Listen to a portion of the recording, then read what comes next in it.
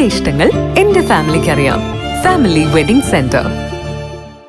കണ്ണൂർ നഗരത്തിൽ ഇന്ന് ഉച്ചയോടെ നിരവധി പേർക്ക് തെരുവുനായയുടെ കടിയേറ്റു. കണ്ണൂർ പുതിയ ബസ് സ്റ്റാൻഡ്, SBI പരിസരം, പ്രഭാത് ജംഗ്ഷൻ തുടങ്ങിയ സ്ഥലങ്ങളിൽ നിന്ന് നിരവധി പേരെയാണ് തെരുവുനായ കടിച്ചു പറിച്ചത്.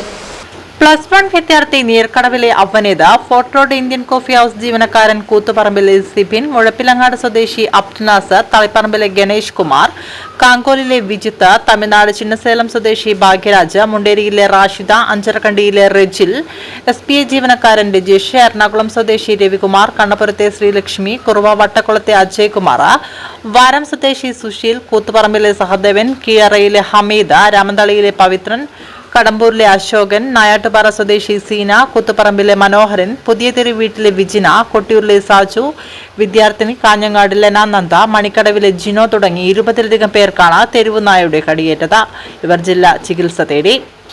ഭൂരിഭാഗം പേർക്കും കാലിനാണ് കടിയേറ്റത്. 11:30യോടെയാണ് നായപരാക്രമം തുടങ്ങിയത്. ഉച്ചയ്ക്ക് 1 മണിക്കും നായയുടെ കടിയേറ്റ് ജില്ലാ ആശുപത്രിയിൽ ആളുകൾ എത്തിക്കൊണ്ടിരിക്കുകയാണ്. ബസ് സ്റ്റാൻഡിൽ ഇങ്ങോട്ട് വരികയായിരുന്നു. ആ ബാങ്കിന്റെ അടുത്ത് ടേണിങ് തിരിച്ചെടുത്ത ആദ്യം കുറെ നായി കൂട്ടമായിട്ട് പോകണ്ട്. അവരൊന്നും ആക്രമിച്ചിട്ടില്ല.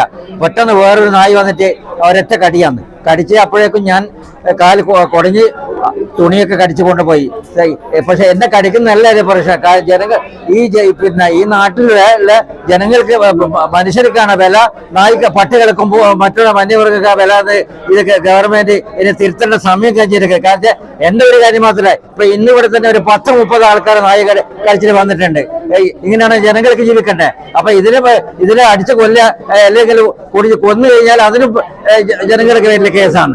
അതുകൊണ്ട് ഇതിന് കാര്യമായിട്ട് ഇത് കേരള ഗവൺമെന്റ് നിയമമല്ല, ഇത് സെൻട്രൽ ഗവൺമെന്റ് പണ്ട് മെനയാന്തിയാണ് ഈ നിയമം കൊണ്ടാന്ന്. നായികളെയും പട്ടികളെയും വന്യമൃഗങ്ങളെ കൊല്ലാൻ പാടാണ്. ഈ നിയമമൊക്കെ തിരുത്തുന്ന സമയം കഴിഞ്ഞിരിക്കുന്നത്. അതുകൊണ്ട് ഇത് ജനങ്ങളിൽ നിന്നും എല്ലാവരും കാര്യമായ പ്രശ്നം ഉണ്ടാകണം. പിന്നാലെ വന്നിട്ട് കടിച്ചത് ഞാൻ കണ്ടില്ല പട്ടിയാന്ന് പോലും. പിന്നെ തിരിഞ്ഞു നോക്കുമ്പോ ഒരു പയ്യൻ ഓടിച്ചപ്പോഴാണ് പട്ടി പോയത്.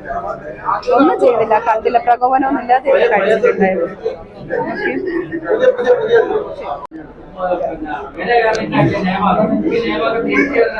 നമ്മള് ബാങ്കിന്റെ കോമ്പൗണ്ടിൽ കൂടെ നടന്നു വരുമ്പോ ബാക്കിൽ നിന്ന് നായ കടിക്കുകയായിരുന്നു.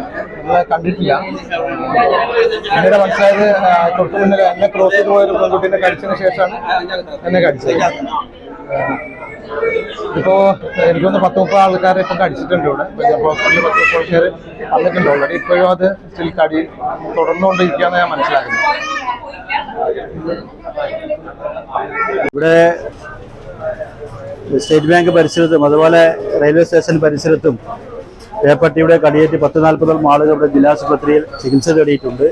പട്ടിയെ ട്രേസ് ചെയ്യാൻ ആവശ്യമായ നടപടിക്രമങ്ങൾ കോർപ്പറേഷന്റെ ഭാഗത്ത് നിന്ന് ചെയ്തിട്ടുണ്ട്. നമ്മുടെ HIയുടെ നേതൃത്വത്തിൽ, വർക്കേഴ്സിന്റെ നേതൃത്വത്തിൽ പട്ടിയെ ട്രേസ് ചെയ്യുന്നുണ്ട്. അതിന് പെട്ടെന്ന് തന്നെ പിടിക്കാനുള്ള സംവിധാനങ്ങളാക്കിയിട്ടുണ്ട്.